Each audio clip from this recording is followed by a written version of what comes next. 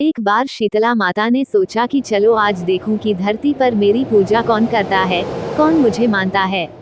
यही सोचकर शीतला माता धरती पर राजस्थान के डुंगरी गांव में आई और देखा कि इस गांव में मेरा मंदिर नहीं है और न ही मेरी पूजा होती है। माता शीतला गांव की गलियों में घूम रही थी, तभी एक मकान के ऊपर से किसी ने चावल का उबला पानी नीचे फेंका। वो उबलता पानी शीतला माता के ऊपर गिरा, जिससे शीतला माता के शरीर में छाले पड़ गए। शीतला माता के पूरे शरीर में जलन होने लगी।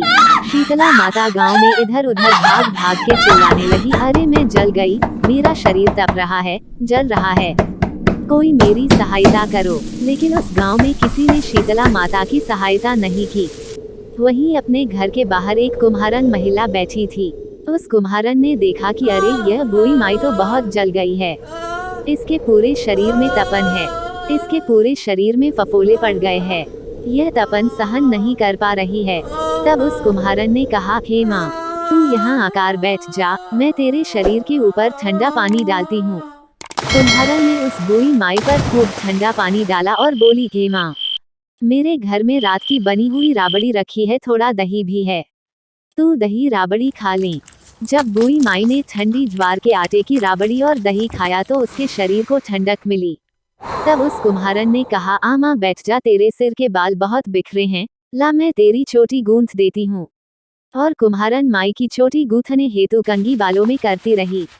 अचानक कुम्हारन की नजर उस बूढ़ी माई के सिर के पीछे पड़ी, तो कुम्हारन ने देखा कि एक आंख बालों के अंदर छुपी है।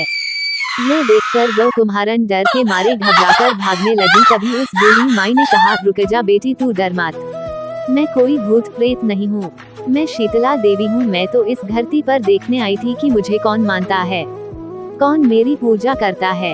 इतना कहकर माता हीरे जवाहरात के आभूषण पहने, सिर पर स्वर्ण मुकुट धारण किए अपने असली रूप में प्रकट हो गई।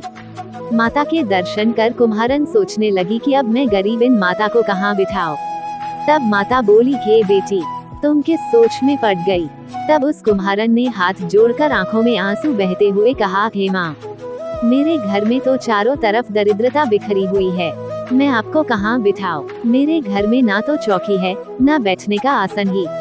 तब शीतला माता प्रसन्न होकर उस कुम्हारन के घर पर खड़े हुए गधे पर बैठकर एक हाथ में झाड़ू, दूसरे हाथ में डलिया लेकर उस कुम्हारन के घर की दरिद्रता को झाड़कर डलिया में भरकर फेंक दिया और उस कुम्हारन से कहा, हे बेटी, मैं तेरी सच्ची भक्ति से प्रसन्न हूँ, अब तुझे जो भी चाहिए मुझसे वरदान मांग लो।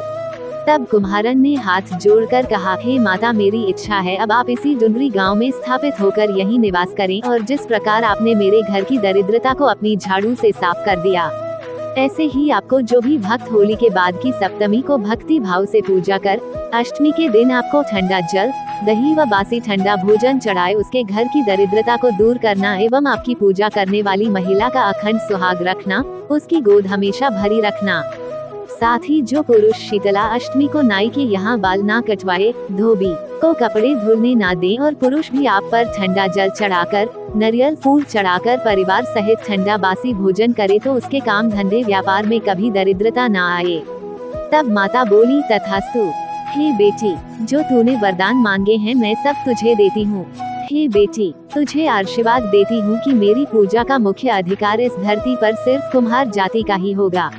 तभी उसी दिन से डुंगरी गांव में शीतला माता स्थापित हो गई और उस गांव का नाम हो गया शील की डुंगरी। शील की डुंगरी भारत का एकमात्र मुख्य मंदिर है। शीतला सप्तमी के दिन यहाँ बहुत विशाल मेला लगता है। शीतला माता की जय।